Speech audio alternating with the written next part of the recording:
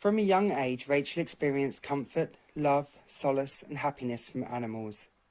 Cats that were her pets, or injured birds and wildlife that she would find and nurture.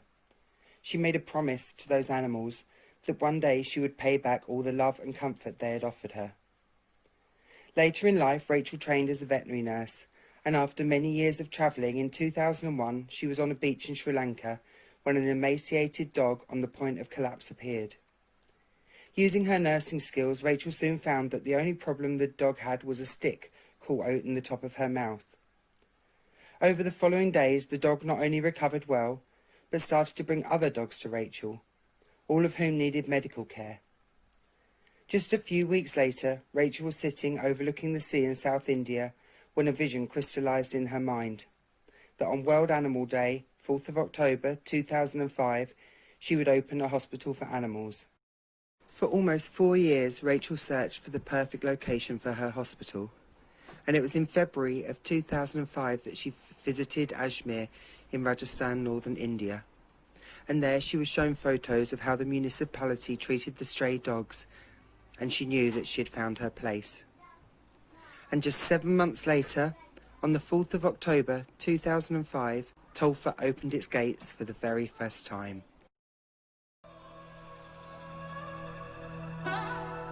In Rajasthan, in northern India, there grows a remarkable tree. We call it the Tree of Life, for animals. In the summer of 2005, the Urs Festival took place in Ajmer, which sees millions of people descending upon the Dargah area, and it was a time when the dogs were treated especially badly.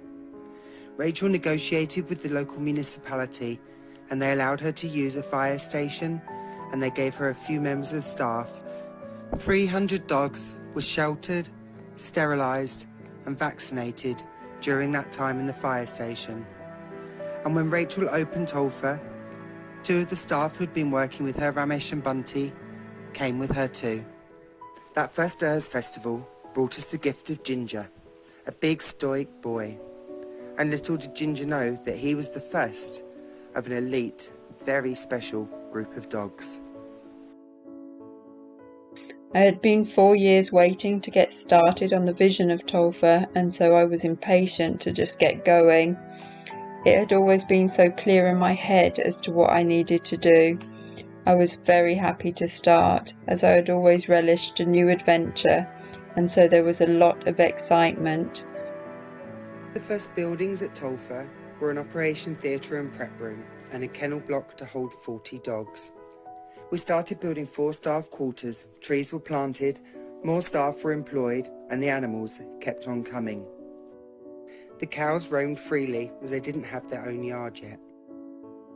In 2007, we built another kennel block to hold 60 more dogs, bringing the total of individual kennels to 100. And the cows got their own yard. In 2008, we finally built our boundary wall, and our ever-dedicated staff dug the foundations. 2008 also saw our 10 quarantine kennels built to house those dogs with infectious diseases.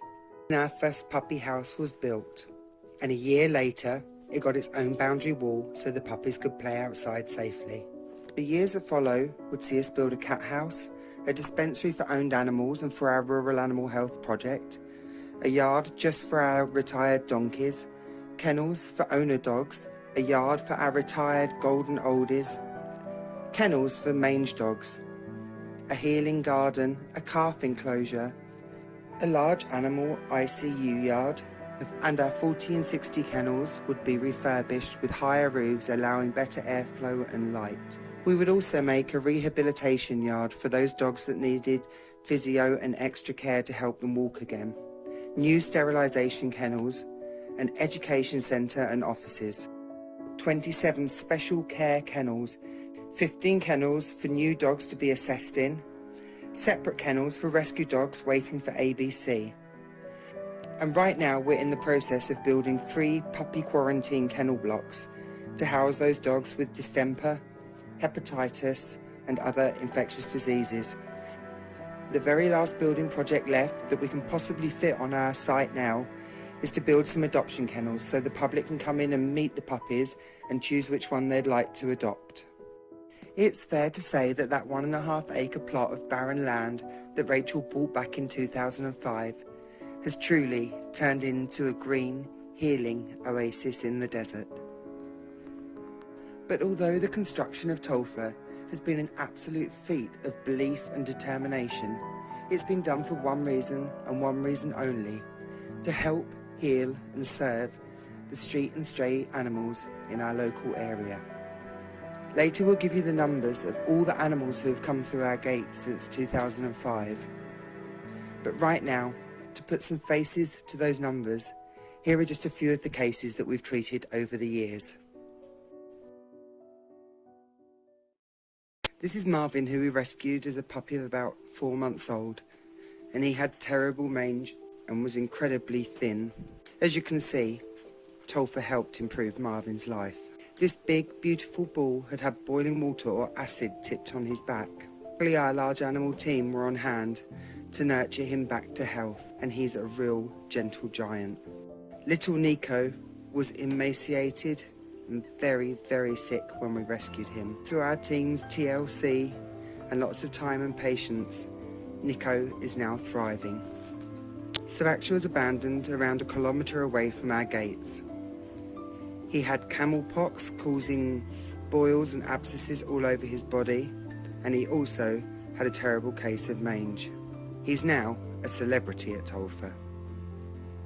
This gorgeous little girl had a fungal skin infection, but thanks to the care of our medical team and their diligent work, she was soon beautiful again. We say that mini miracles happen every day at Tolfa, but there are other miracles too, miracles that defy even our belief, such as Black Bear, who was hit by a train losing 2 legs, but who had such a will to live that we had to do everything in our power to save him. Or Betty, hit by a vehicle, losing her 2 back legs, but who loved life so much that we knew we had to try for her. On average, we have 600 animals at our hospital at any one time. And although our hospital is a place of healing and of beauty, there are also days when being around so many sick and injured animals can be very difficult. We asked Rachel to talk about how she manages the difficult days. There was definitely lots of lows. It's part of the job when you encounter such a volume of suffering on a daily basis.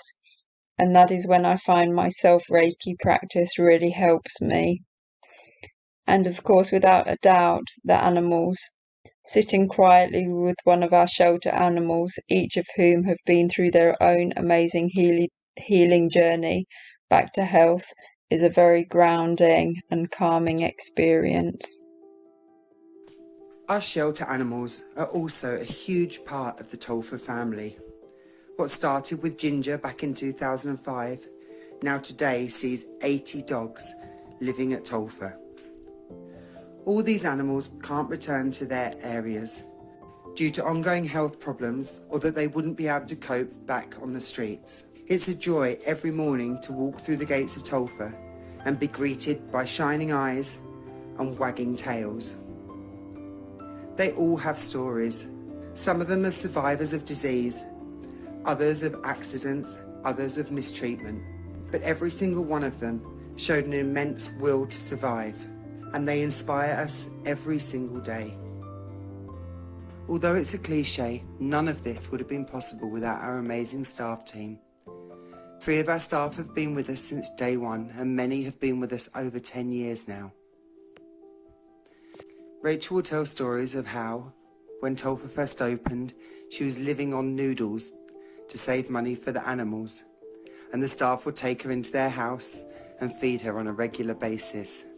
They truly are the backbone of Tolfa, and more than that, they're part of our family. Without their dedication, skills and care, we would never be able to care for the number of animals that we do every year. They will be there 365 days a year, through 50-degree summer heat, through monsoon rain and the freezing temperatures of winter, and making all of Tolfa's work possible.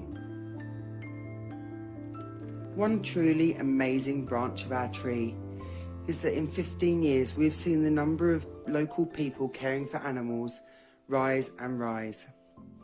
In the beginning, many people looked at us like we were crazy, saying we wanted to take care of the street dogs.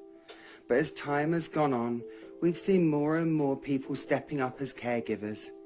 In fact, now so many of our animals have caregivers that we have a dedicated phone line for them to call us to check on the status of their animal. We believe this is simply because they now have a service who will help their animals if they get sick.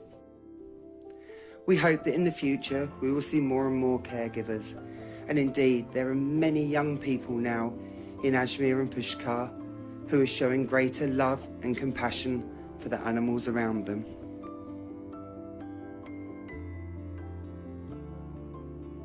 For the next phase of Tolfa, I see the existing Tolfa hospital being fully developed and all our projects working well with measurable outcomes. There will be a college that trains young women to be veterinary nurses, bringing love, compassion and experience that is sadly currently lacking in the profession at the moment. I also envisage a sanctuary that's self-sustaining, that houses all the incredible animals that we are not able to release. It will be a place where not only people come to help and heal the animals, but also where the animals are the healers. It will also be open for educational visits so that children can experience firsthand how to be kind and caring to animals. Many years ago, a young girl made a promise to pay back the love and comfort that animals had given to her. That promise became the dream and the vision of Tolfa. And through Rachel's deep compassion, the incredible work of our staff team and the immense amount of support that we've received, in 15 years, Tolfa has touched the lives of over 200,000 animals. Every one of those animals becomes part of Tolfa's story. They're entwined in the roots of our tree of life. And every one of you and every member of staff and every person who has ever stepped up to help Tolfa is a leaf on our tree of life. And the branches those leaves are on are growing to provide shelter, love and healing to more animals every year. Here's to the next 15 years.